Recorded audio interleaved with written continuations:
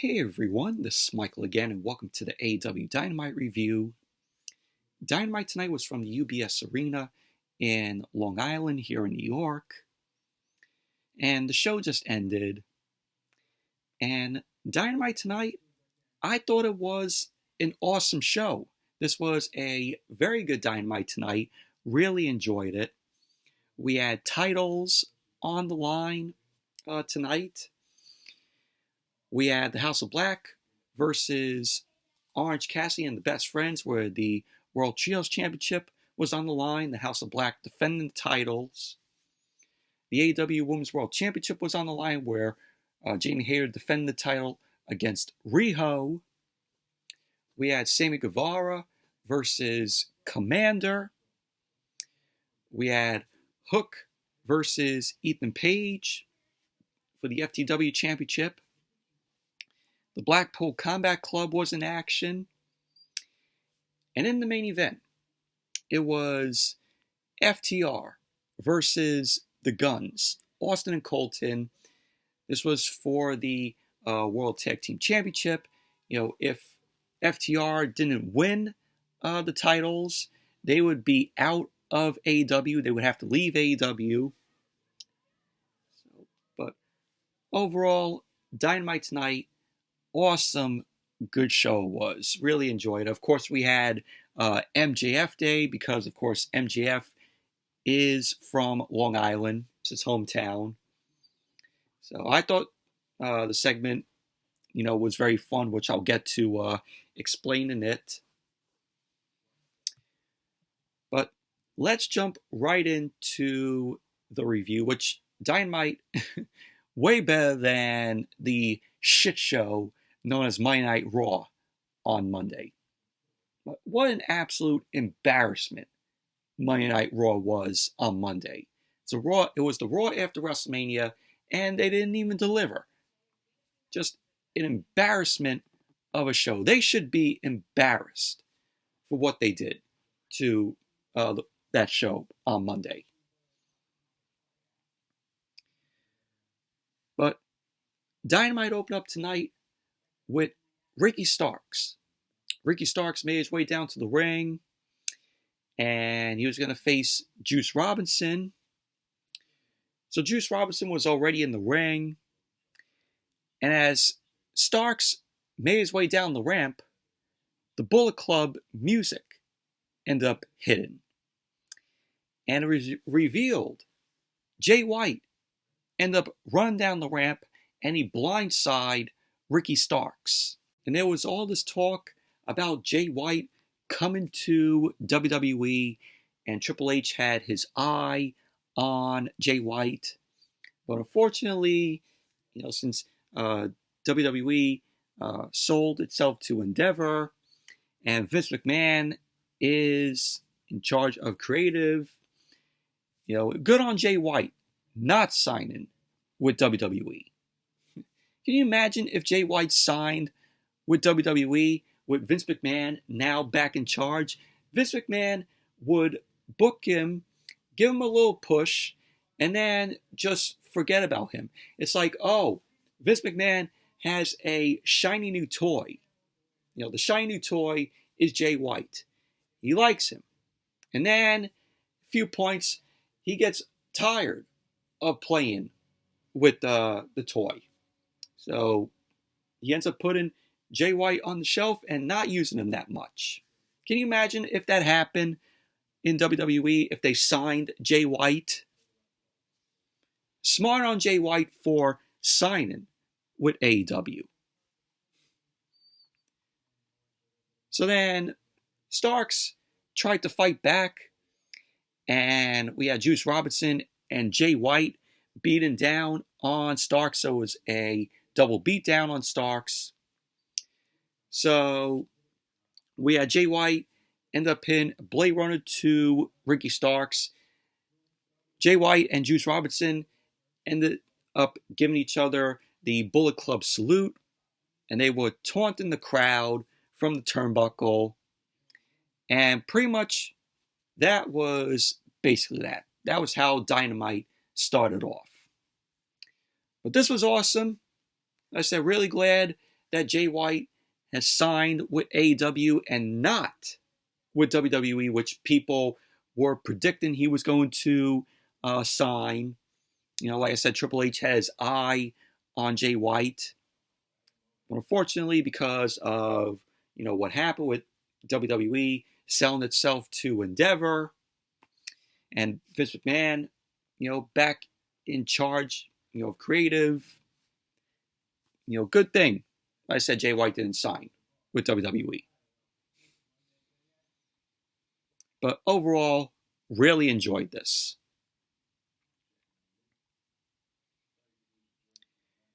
And then we had a video package showcasing Adam Cole. Adam Cole's return to AEW after months of him being injured, having a concussion. So we got that. Really glad that Bebe is back. And he faced Danny Garcia last week on Dynamite, which was a very good match. And then we went backstage and we saw Tony Schiavone. Tony Schiavone was interviewing Chris Jericho. Jericho ended up talking to Tony Schiavone about how Danny Garcia was punked out by Adam Cole. And it is an act of disrespect that he won't stand for. So then Keith Lee ended up coming over to Jericho. Keith Lee ended up calling Jericho out on this. And then he ended up challenging Jericho to a match next week in Milwaukee to teach Jericho about respect. So then Jericho stared Keith Lee down, and then he ended up walking off, and pretty much that was basically that. But I like this little teaser here. It could be setting up for Jericho and Adam Cole. And, of course, this is setting up, Jericho and Keith Lee next week. So, really liking that. But yeah, we'd love to see Jericho versus Adam Cole. It's going to happen. So it's going to be one hell of a match between these two.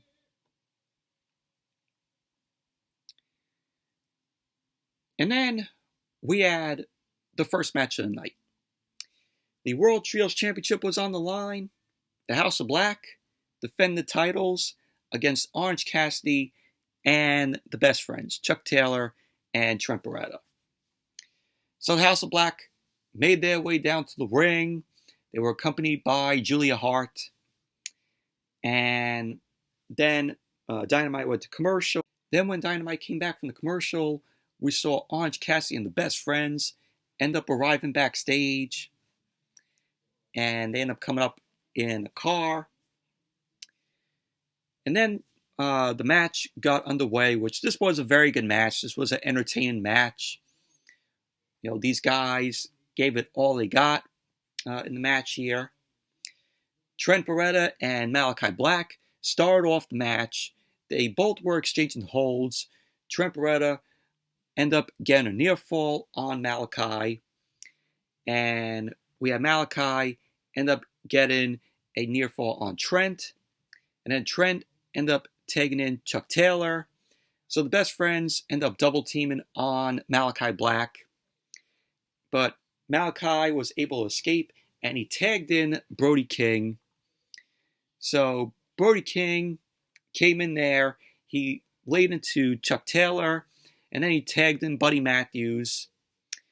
So we had Orange Cassidy and Buddy Matthews end up going at it because Chuck Taylor ended up tagging in Orange Cassidy, who is, of course, the international champion. So Orange Cassidy and Buddy Matthews end up going at it. Buddy Matthews ended up dropping Orange Cassidy face first into the corner with the snake eyes. So we had all 6 men, coming into the ring at once. They were all going at it. Brody ended up taking Chuck Taylor to the outside and started beating down on him. Orange Cassidy ended up trying to dive onto both Malachi Black and Buddy Matthews on the outside, but he was sent into the ring post. So Trent Beretta ended up getting dropped to the floor, and Brody King went back into the ring with Trent Beretta. So then as Dynamite came back from the commercial, Orange Cassidy was delivering some offense on Malachi Black. The Best Friends end up coming in and they end up triple powerbombing Malachi Black. So we had Orange Cassidy end up giving Malachi Black some offense. Anna Jay kept her eye on Julia Hart backstage. So Trent ended up tagging in. Trent got knocked down by Brody King after he made the tag. Brody ended up going after Chuck Taylor, but he ended up getting pushed into an orange punch by Orange Cassidy and then a pile driver. So Trent ended up going for a cover. Trent ended up getting a near fall. Buddy Matthews tagged in. Chuck Taylor ended up going for a roll-up. And then Buddy Matthews ended up kicking out. And then Buddy Matthews ended up dropping Chuck Taylor. So Buddy Matthews ended up going for the cover. And there you go. The House of Black ended up winning the match, retaining the World Trios Championship. But overall, this was a very good match. This was a fun, chaotic match. All these guys, gave it all they got. The wrestling was good here. Great action. But really enjoyed the match. And then we had a video package showcasing that Christian Cage is back. After his match with Jungle Boy at Revolution. So Christian Cage ended up bringing the big bad with him. And that big bad was Luchasaurus. So Luchasaurus is back as well. Luchasaurus hasn't been on TV in a while. So it's good to see Luchasaurus back for that second there alongside Christian Cage.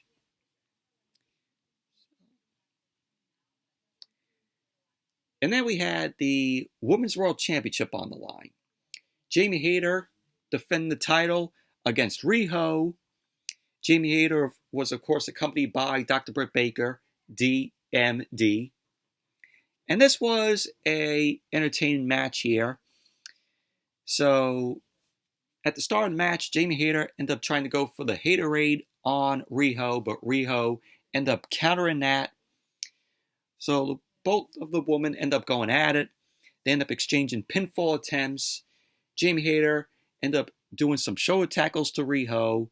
Riho ended up responding with a drop kick that forced Jamie Hayter to regroup on the outside.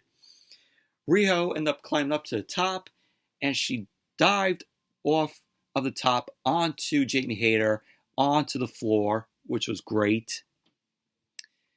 So both women end up finding their way back to the ring. Riho went up to the top rope once more, but she ended up getting caught by Jamie Hayter with a slam. So Jamie Hayter ended up going for the cover, and Riho ended up kicking out. So it was a near fall there. Jamie Hayter ended up going to work on Riho with some elbow strikes, and Jamie Hayter delivered a suplex, but Riho flipped out of the suplex attempt. So Jamie Hayter and Riho were on the ring apron. Riho ended up being driven back first onto the apron by Jamie Hayter. So then Dynamite went to the commercial. So then as Dynamite came back from the commercial, Riho ended up sending Jamie Hayter to the ropes. She ended up getting a kick to Jamie Hayter, which was followed up by a diving crossbody. So Riho ended up going for the cover. Jamie Hayter ended up kicking out. Riho ended up going for a Northern Light suplex on Hayter, but it got blocked by Hayter. So Riho then ended up hitting a dragon suplex instead to Hayter. So Riho ended up going for the cover, and Jamie Hayter ended up kicking out. Riho headed up to the top turnbuckle, and she ended up missing a double foot stomp to Jamie Hayter. And we had Riho end up delivering a lariat to Jamie Hayter. So Riho ended up going for the cover, and Jamie Hayter ended up kicking out at 2. Hayter ended up sending Riho onto the top rope for a superplex, and she was looking to follow with a brainbuster, but Riho reversed that into a DDT, which was awesome. So Riho ended up trying to follow up on that, but Jamie Hayter ended up sending Riho back up the top rope. So Riho ended up fighting back, and she ended up taking an elbow to the head by Jamie Hayter.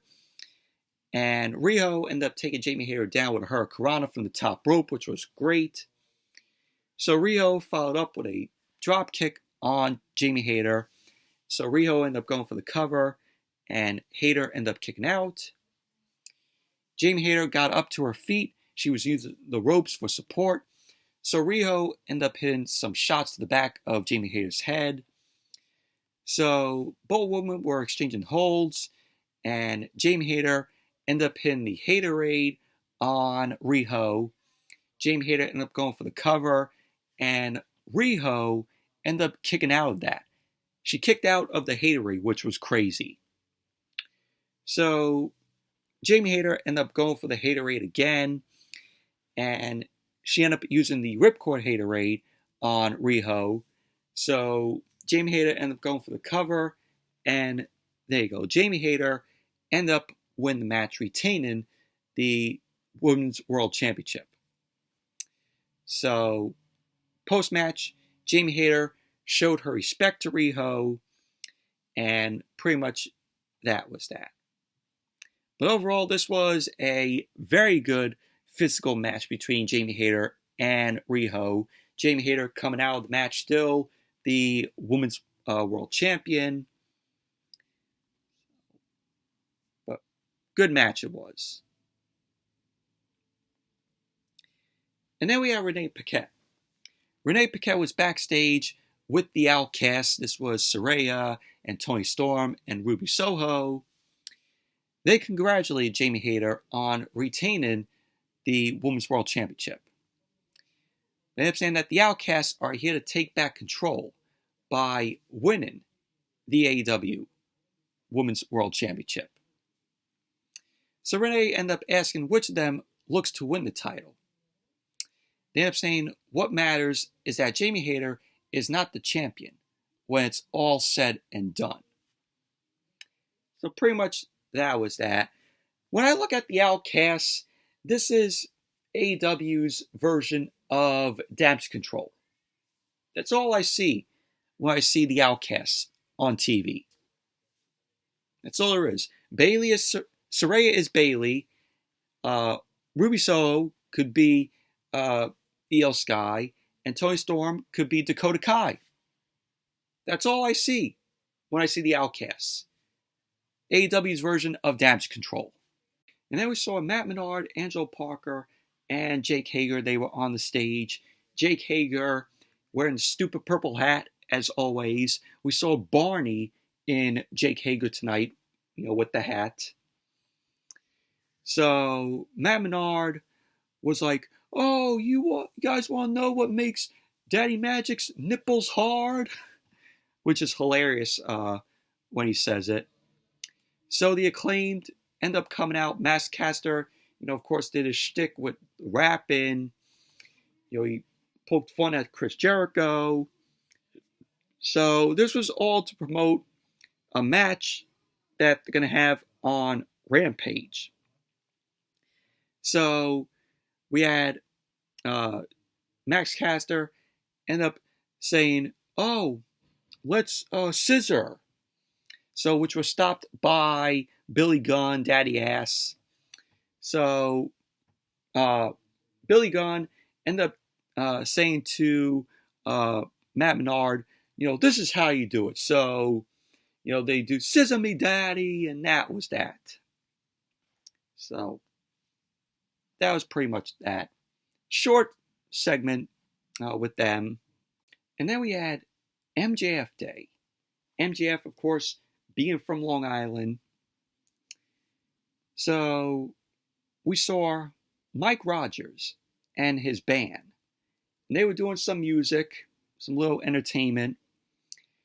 And then MJF made his way out. MJF introduced himself. He got a big pop from the crowd there, considering, that's his hometown, Long Island.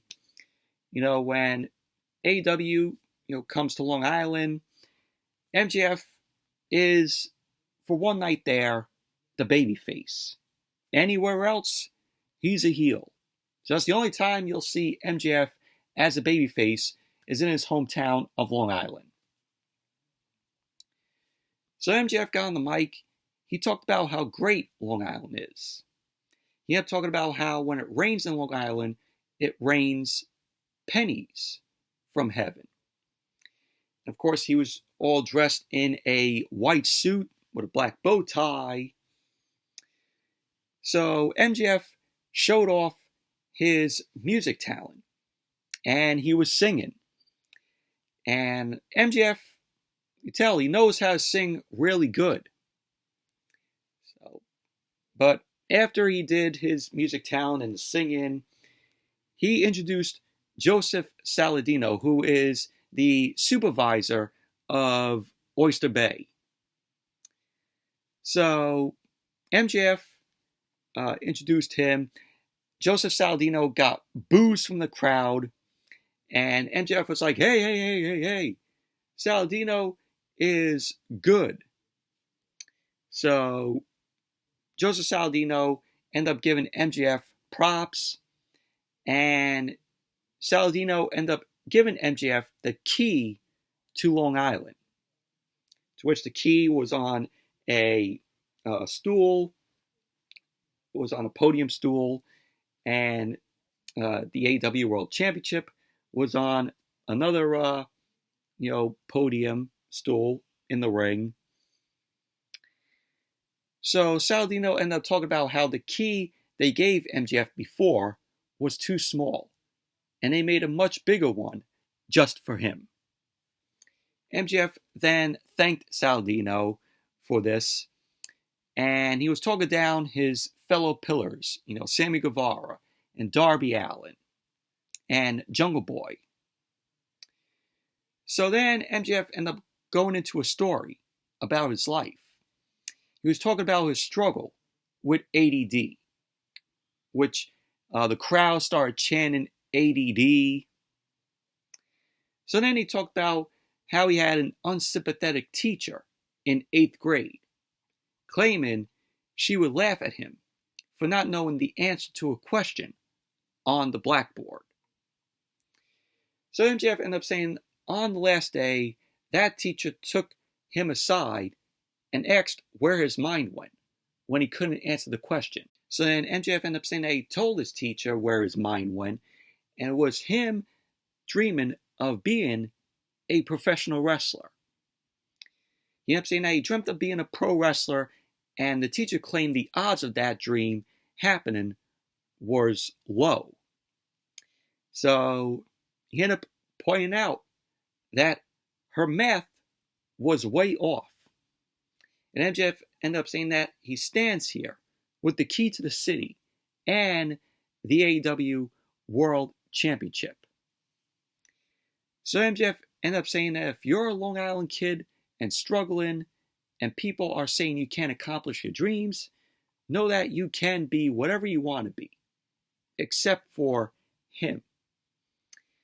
Because, of course, MJF ended up saying, I'm better than you, and you know it.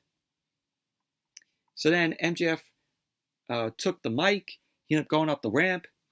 He was asking if the people want to hear an encore. So he ended up talking down to a person holding, symbols, and he ended up turning his back on that guy. And that guy turned out to be Jungle Boy. So Jungle Boy ended up blindsiding MJF. He ended up going after him. Security ended up rushing out to break things up. So then Sammy Guevara ended up coming out. Sammy Guevara was staring down the AEW World Championship. He picked it up, and MJF was just furious and pissed off. And pretty much that was basically how the segment ended. But overall, this was a very fun segment. Really loved this. Really enjoyed it. So I liked how MJF was playing up to, his hometown crowd. And, that was, pretty fun. But this is going to be leading up to probably maybe we see at Double or Nothing Pillars of AEW. Maybe we'll see MJF versus Darby Allin versus Jungle Boy versus Sammy Guevara, for the AEW World Championship, maybe.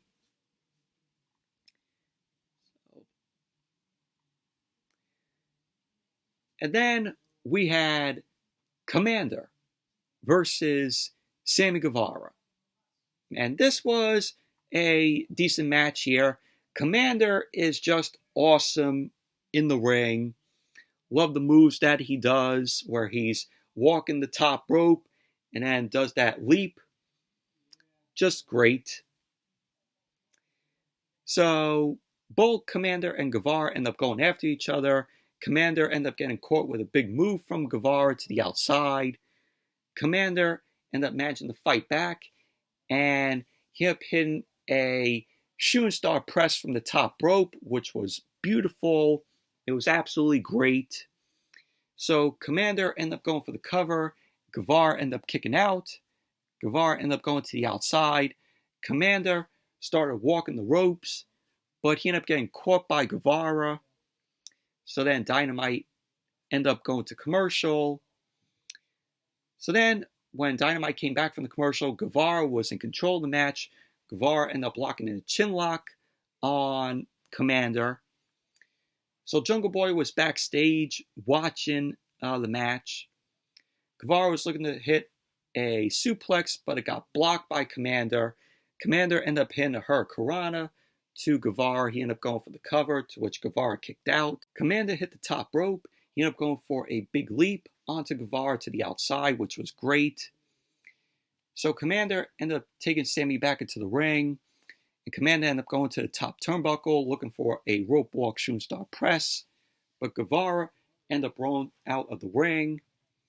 Guevara ended up getting caught on the outside as he entered the ring. And Komander ended up hitting a Phoenix Splash to Guevara, which Komander ended up going for the cover, and Guevara kicked out. So Guevara was looking to go for the GTH on Komander, but it ended up getting reversed. So it gave Komander another chance to make a pinfall on Guevara, which Guevara ended up kicking out. So Guevara ended up sending Komander up in the corner, but Komander ended up kicking Guevara in the face. And Darby Allin was shown watching from the rafters. Komander walked the ropes and he ended up taking a cutter from Guevara. Guevara followed up with the GTH on Komander, so Guevara ended up going for the cover. And there you go. Sammy Guevara ended up winning the match. Post-match, Tony Schiavone ended up coming into the ring to interview Guevara. Guevara ended up talking down MJF not wrestling. And then he ended up talking about MJF's pillar of AEW wasn't even built by him, having had to cheat his way up to the top. So Guevara then talked about all these times that MJF sold his soul, betraying those he claimed to be friends. Guevara ended up saying, on the other hand, he built everything himself, brick by brick. He ended up telling the fans that he's not going anywhere because the fans were booing Guevara. Guevara ended up saying, with everything he's gotten from being in AEW, he's not going to let someone use the title as part of the bidding war. So Guevara ended up saying, screw the other pillars, because he is the AEW World Champion. Because he was going on to say, he is one of the pillars. He met his wife there. And, he's with, the Inner Circle. And, of course, the Pinnacle. So that was pretty much what Guevara was saying. But overall, it was a good promo from Guevara. And, it was a short match between him and Komander. It was good win for Guevara, trying to build his case for chasing after the World Championship.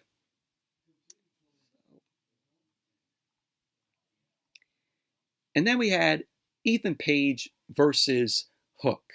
FTW Championship on the line. And this was a short match. So Hook and Ethan Page end up circling around. And Ethan Page started talking trash to Hook. So Hook ended up delivering a T-bone suplex to Ethan Page. Page ended up rolling out of the ring. He ended up going after Hook when Hook ended up coming to the outside. So Ethan Page ended up sending Hook into the ring steps and then into the ring post. Matt Hardy ended up giving Page encouragement as Page ended up heading back to the ring. Page was looking to go for the twist of fate on Hook. He ended up reversing the twist of fate into a twist of fate of his own on Page. So Isaiah Cassidy was on the ring apron. He distracted the ref as Page ended up grabbing the FTW Championship. But Matt Hardy ended up fighting with Page over the title. And then Matt Hardy ended up pinning the FTW Championship to Ethan Page's head. Page ended up falling right into a red rum by Hook. And so the ref ended up calling for the bell. And there you go. Hook ended up winning the match, retaining the FTW Championship. So post-match, Hook ended up taking the title. He bumped fists with Matt Hardy and Isaiah Cassidy. And that was that. But overall, short match between Hook and Ethan Page. Obviously, Hook was going to retain the title. And then we went backstage. And we saw Nigel McGuinness, who is the newest member of the AEW broadcast team. It's great to see Nigel McGuinness again. He's awesome. And Tony Khan delivered a big announcement. Tony Khan ended up saying 5 years after All In helped build the foundation for AEW, Tony Khan ended up announcing that AEW All In is going to take place in London on August 27th. So then Tony Khan then brought in Adam Cole. Adam Cole ended up finishing the announcement. He ended up announcing that All In will come from the London Wembley Stadium on August 27th. There you go. That's the announcement. All In is going to be taking place in London from London Wembley Stadium on August 27th. It should be an awesome show. The London crowds are great and they have a lot of energy. It's going to be one hell of a show in August with All In. So looking forward to it. And then we had the Blackpool Combat Club. We had Jon Moxley and Wheeler Yuta, Claudio Castagnoli, and Bryan Danielson. They all end up coming out. We had them fight these, as what Bryan Danielson said in his promo, amateur wrestlers. So we had just the Blackpool Combat Club beating these guys down. And they ended up winning the match, of course. Post-match, Bryan Danielson got on the mic. He ended up talking about the state of AEW. And he ended up calling a lot of the wrestlers amateurs. And, Bryan was like, oh, I have a family. I love my family. And I love Jon Moxley. I love Claudio Castagnoli. I love Wheeler Yuta. So he was pretty much basically saying, a lot of the other wrestlers are amateurs. Which I was expecting for Bryan to say fickle. Just like, when he was heel in WWE, he was saying fickle. So now the new word for Bryan, instead of saying fickle, it's amateurs. So this brought out Hangman and Page. But Hangman and Page ended up getting beat down by the Blackpool Combat Club, which allowed Bryan to called Page an amateur. So Bryan had a screwdriver in his hand. So he ended up going after Page's eye with the screwdriver. So Bryan ended up repeating his point, saying the only professional wrestlers around here are the Blackpool Combat Club, and that anybody else is an amateur. So pretty much that was basically that. But overall, it was a good promo from Bryan here. Page coming out there, trying to get his hands on, the Blackpool Combat Club, only to be taken down by them. And then just a screwdriver to Page's eye. It's just crazy. You had Page just holding his, face like that.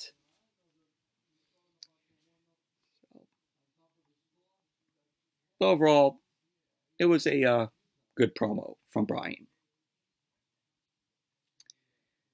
Main event, FTR versus the Guns, Austin and Colton Gunn, for the AEW World Tag Team Championship. This was titles versus AEW careers.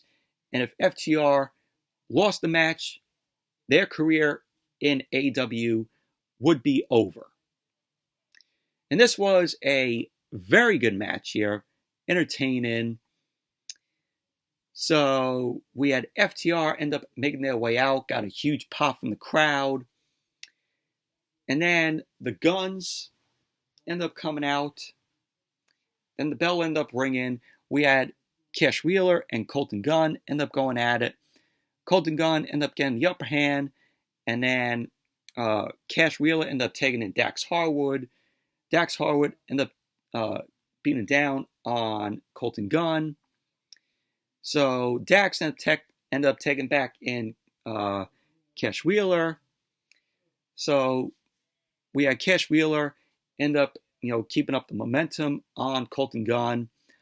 Austin Gunn started getting involved, and Cash ended up starting to fight back. And we had Cash end up going for the cover. Colton ended up kicking out. Colton kept Cash Wheeler from making the tag to Dax Harwood, and Colton ended up dropping Cash with a full Nelson slam. So Colton ended up going for the cover, and Cash ended up kicking out. So then Dynamite went to commercial. Then as Dynamite came back from the commercial, Dax Harwood was in control of the match. He ended up going after both Austin and Colton Gunn. He ended up taking Colton down with a clothesline. And then Austin Gunn ended up dropping Dax. He was looking to go for a leg lock, but it turned into a small package by Dax Harwood. He ended up getting a near fall. Austin Gunn ended up getting hoisted up for a double stomp by Cash Wheeler, but it only got a near fall. FTR then followed up with a double DDT off the second rope on Colton Gunn. Dax ended up tagging in Cash Wheeler, and then Austin Gunn was tagged in. Austin Gunn ended up trying to get the better of Cash Wheeler, but Dax ended up getting a tag. So we had Austin Gunn end up delivering a spike pile driver to Dax, and he ended up going for the cover. Dax ended up kicking out. So FTR stood on top.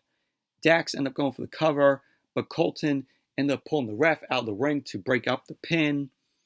Colton was looking to go for a DQ, but he got taken down instead. So Austin Gunn took advantage. He ended up getting one over on Dax, but that got a near fall. Austin Gunn ended up sending Dax up for, looked like he was going to go for a pedigree, but Dax reversed that into a backslide and an inside cradle. He ended up getting two near falls. So we had Austin Gunn end up hitting a low blow to Dax Harwood. He was looking to go for a DQ, but the ref nearly called for it, but it got stopped by Cash Wheeler. So we had the Guns end up hitting the 310 to Yuma on Cash Wheeler. They rolled him out of the ring as Austin Gunn ended up turning his attention to Dax Harwood in the corner. Dax started to fight back. He ended up knocking Austin off the ropes as Colton ended up sliding in one of the titles. The ref ended up catching that. He gave it to Justin Roberts, but Colton slid the other title in. Austin Gunn ended up using it on Dax, and he ended up going for the cover, and Dax kicked out. Colton Gunn got into the ring, and we had the Guns end up staring down Dax. Cash Wheeler was up on the top rope. Cash then hit a sunset flip on Colton. Dax ended up rolling up Austin Gunn, and they end up getting the win. So FTR end up winning the match, and they are the new AEW World Tag Team Champions, two-time AEW World Tag Team Champions. So pretty much that was how Dynamite went off the air. We had streamers shooting out as FTR won the titles, which was great. So, but overall, very good match between FTR and the Guns. FTR becoming two-time World Tag Team Champions is just awesome. And it was the right decision to put the titles on FTR. Overall, Dynamite tonight, very good show it was. Awesome show. Way better than the shit show that we saw on Monday with Monday Night Raw. Fucking embarrassment of a show that was.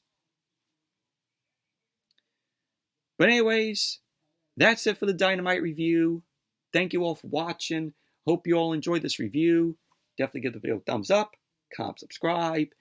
And I will see you all Friday for SmackDown and AEW Rampage. And they're also going to be doing Battle of the Belt 6 on Friday, which I don't know if I'm going to cover that. So a lot of wrestling on Friday. So we'll see what happens. But anyways, thank you all for watching, and I'll see you all later.